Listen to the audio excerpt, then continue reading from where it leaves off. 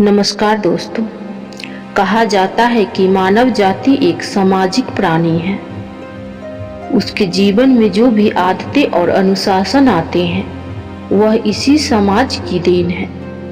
बच्चा जब छोटा होता है तो वह अपने आसपास के लोगों को देखकर ही चलना, बैठना और बोलना सीख पाता है। अपने जीवन को सही तरीके से जीने और खुशी से समय बिताने के लिए, अपने दुख, दर्द, तकलीफों को बांटने के लिए हमें परिवार और दोस्तों के सहारे की जरूरत होती है।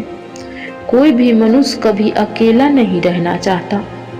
वह चाहता है कि उसके आसपास उसके अपने लोग रहें। लेकिन कई बार परिस्थितियों के कारण जब मनुष्य को अकेले रहना पड़ता है तब वह इसे बहुत बड़ा दुख और बोझ मान कर चलते हैं। अकेलापन सामान्य मनुष्य के लिए भले ही दुख का कारण हो सकती है, लेकिन विशेष गुणों वाले व्यक्ति अकेलेपन को कभी बोझ नहीं मानते, बल्कि वह इसे अवसर के रूप में देखते हैं। क्योंकि अकेले रहने से मनुष्य को बहुत अधिक ताकत मिलती है और उसका मस्तिष्क भी ज्ञान के गुणों से परिपूर्ण होता है। आइए इस कहानी के माध्यम से समझते हैं कि गौतम बुद्ध ने किस प्रकार से अकेलेपन से दुखी एक व्यक्ति को अकेलेपन की ताकत का अनुभव कराया। दोस्तों, गौतम बुद्ध की शिक्षा हर किसी के जीवन को नई दिशा दे सकती है। अगर आप भी इसे मानते हैं तो कमेंट बॉक्स में नमो बुद्धाय लिखना मत भूलिएगा। चलिए अब कहानी शुरू करते हैं। बुद्धिमान व्यक्ति एकांत चुनता है। वह अपने सभी कार्यों को बहुत ही सही दृष्टिकोण से देख पाता है और स्वयं की आदतों में सुधार कर पाता है। जब हम समूह में होते हैं तो हम दूसरों के जीवन और दूसरों की बातों पर अधिक ध्यान देते हैं। इससे हमारा स्वयं का विकास प्रभावित होता है। हमारे अंदर क्रोध और ईर्ष्या की भावना आ जाती है और जिनके अंदर यह नकारात्मक भावनाएं होती हैं उनके अंदर सफल होने की संभावनाएं भी कम हो जाती हैं। अकेले रहने वाले व्यक्ति बेहद समझदार और सुलझे हुए माने जाते हैं। समाज में उनकी सलाह को महत्व दिया जाता है। अकेले रहने से व्यक्ति को इसीलिए भी ताकत मिलती है क्योंकि वह अपने व्यवहार के बारे में अच्छी तरह जान पाता है। उसे अपनी ताकत और अपनी कमजोरी की जानकारी होती है। वह स्थिति का सामना और व्यक्तियों की तुलना में ज़्यादा बेहतर तरीके से कर सकता है। बुद्ध की बातों को सुनते हुए वह व्यक्ति ध्यानमग्न था। तभी उसने फिर प्रश्न किया कि हे तथागत, क्या अकेले रहने से मनुष्य का व्यक्तित्व भी प्रभावित होता है? तब गौतम बुद्ध ने कहा कि यदि समूह में रहने वाले व्यक्ति और अकेले समय बिताने वाले व्यक्ति की तुलना की जाए तो समूह में रहने वाले व्यक्ति अक्सर अपने आसपास के लोगों के व्यक्तित्व से प्रभावित रहते हैं। उनके परिवार और मित्रों का व्यक्तित्व जिस प्रकार का होता है उनका व्यक्तित्व भी उसी प्रकार बन जाता है। लेकिन अकेले रहने वाले व्यक्ति एक नए प्रकार के व्यक्तित्व का विकास करने में सक्षम होते हैं। वह किसी के प्रभाव में नहीं आते, बल्कि स्वयं अपने व्यक्तित्व का निर्माण करते हैं। इतिहास के बड़े बड़े कवि और कलाकार आमतौर पर अंतर्मुखी और अकेले रहने वाले व्यक्तियों में गिने जाते हैं, क्योंकि अकेले रहने से उनके अंदर सृजन करने की क्षमता बढ़ती है। जब अकेले समय बिताते हैं तो सृजन पर ध्यान केंद्रित कर पाती हैं। इसीलिए जीवन में कभी भी अकेलेपन को नकारात्मक और दुख से नहीं जोड़ना चाहिए, बल्कि यह सोचना चाहिए कि ईश्वर ने यही सबसे सुनहरा अवसर दिया है जिसमें हम स्वयं के व्यक्तित्व की पहचान कर पाएंगे। एकांत रहने में अद्भुत शक्ति मिलती है। उस व्यक्ति ने फिर प्रश्न किया कि एकांत रहने में किस प्रकार की शक्ति मिलती है। एकांत रहने से व्यक्ति अपने लक्ष्य की ओर अधिक तेजी से पहुंच सकता है। प्रत्येक व्यक्ति को प्रतिदिन कुछ समय अकेले व्यतीत करना चाहिए।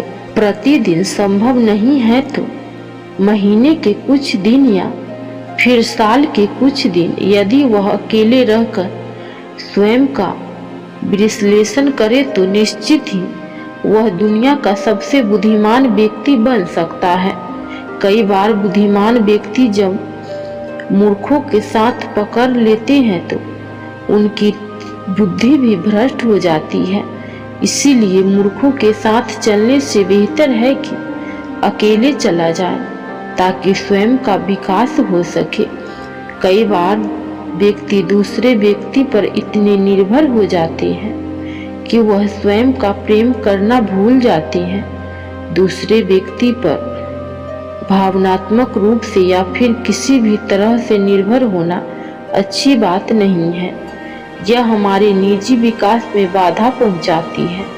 एकांत रहने वाले व्यक्ति प्रेम को भी अच्छी तरह समझते हैं, अगर स्वयं के प्रति दयालु भी होते हैं, जबकि समूह में रहने वाले व्यक्ति अक्सर अपनी तुलना करके स्वयं के व्यक्तित्व को छोटा मानने लगते हैं। लेकिन जब व्यक्ति अकेलेपन की अवस्था में होते हैं तो उनके प्रतियोगिता किसी से नहीं होती है। वह स्वयं से ही प्रतियोगिता करते हैं और अपनी अच्छाइयों को, अपनी कमियों को अच्छी तरह से देखते हैं, उसका विश्लेषण करते हैं। इतना ही नहीं, एकांत की अवस्था में वह कम समय में ही अपनी समस्याओं का समाधान कर लेते हैं, जबकि समूह में रहने वाले व्यक्ति यदि कोई निर्णय लेता है तो उसका निर्णय भी अन्य व्यक्तियों की इच्छा से प्रभावित होता है। गौतम बुद्ध की बातों को ध्यान से सुन रहे उस व्यक्ति ने फिर प्रश्न किया कि जिन व्यक्तियों के परिवार और मित्र हैं वह किस प्रकार अकेले रह सकते हैं। गौतम बुद्ध ने कहा कि अकेले रहने का यह अर्थ बिल्कुल नहीं है कि सब कुछ त्याग कर जंगल की ओर चले जाओ।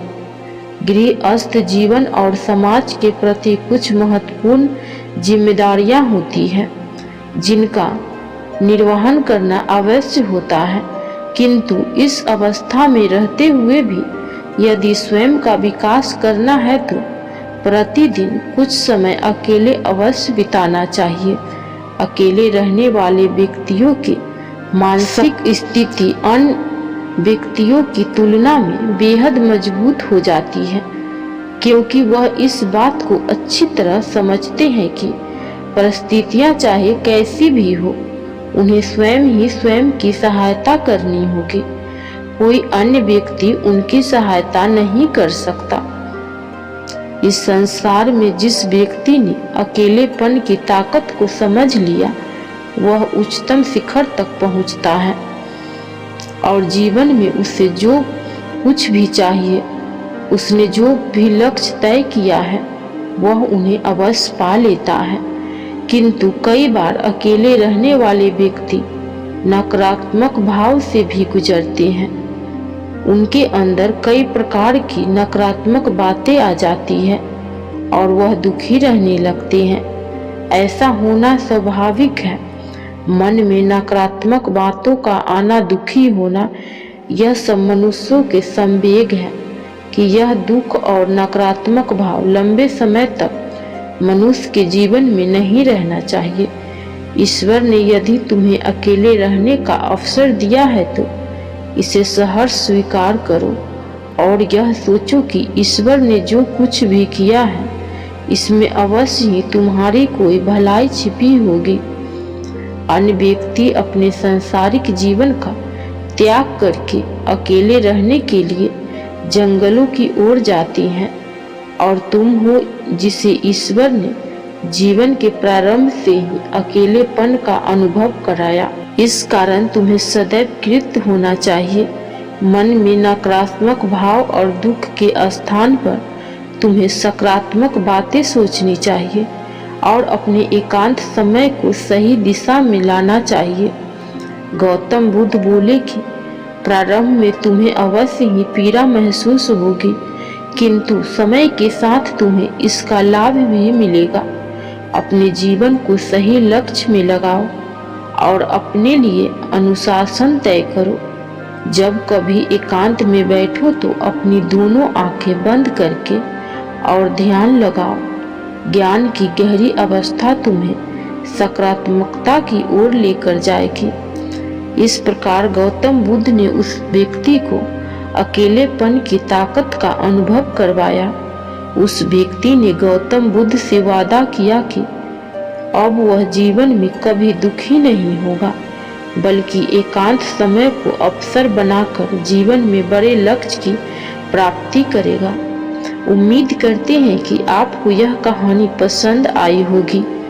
हम सभी अपने प्रतिदिन के जीवन में कभी न कभी अकेला अवश्य महसूस करते हैं, किंतु यही वह समय होता है जब हम अपने विकास के बारे में सोच सकते हैं। इस कहानी को अपने परिवार और दोस्तों के साथ जरूर शेयर करें ताकि उन्हें भी प्रेरणा मिल सके।